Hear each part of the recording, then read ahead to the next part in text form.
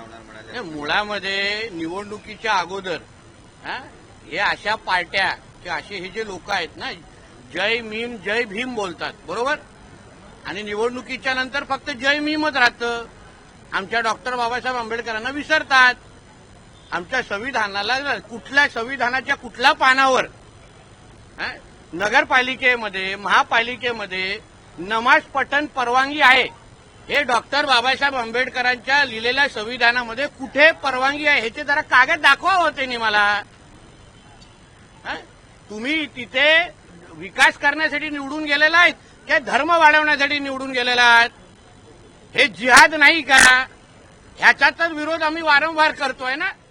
तुम्ही विकास करण्यासाठी अगर लोकप्रतिनिधी म्हणून लोकांनी तुम्हाला निवडलं असेल तर तुम्हाला नमाज पढण्यासाठी तुमच्या मस्जिदी आता बंद पडल्या आहेत का?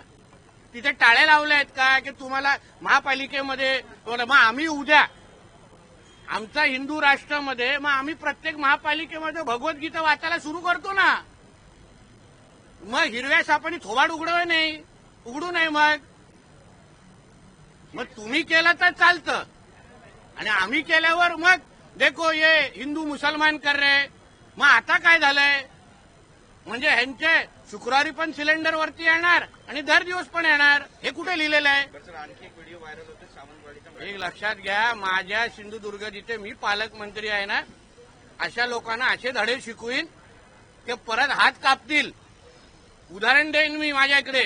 तुम्ही थांबा जरा, फक्त व्हिडिओ आलाय ना, मग त्या मुल्ला मौलवीचं काय पुढे होतं तुम्ही जरा बघा. आणि हे मदरसे पाहिजेत कशाला आपल्याला, ह्याच मूळ मुद्दा आहे. हे मदरसे आतंकवादीचे अड्डे आहेत, आतंकवादी घडवतात. कुठल्या, तुम्ही मला सांगा, कुठल्या इस्लामिक राष्ट्रामध्ये असे आम्ही मदरसेच्या सारखेच आम्ही कुठले हे शाळा उघडल्या आणि तिथे फक्त भगवद्गीता शिकवायला चालू केलं, हिंदू संस्कृतीचे धडे. ह्या लोकांना इस्लामिक राष्ट्रामध्ये परवानगी आहे का हो आम्हाला? मग आम्ही कशाला हे मदरसेंचे हे लाड करायचे?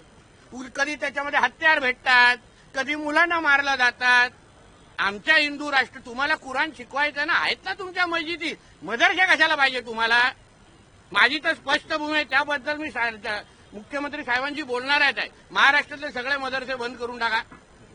हे आतंकवादीचे अड्डे आहेत, आतंकवादी घडवतात त्याच्यात.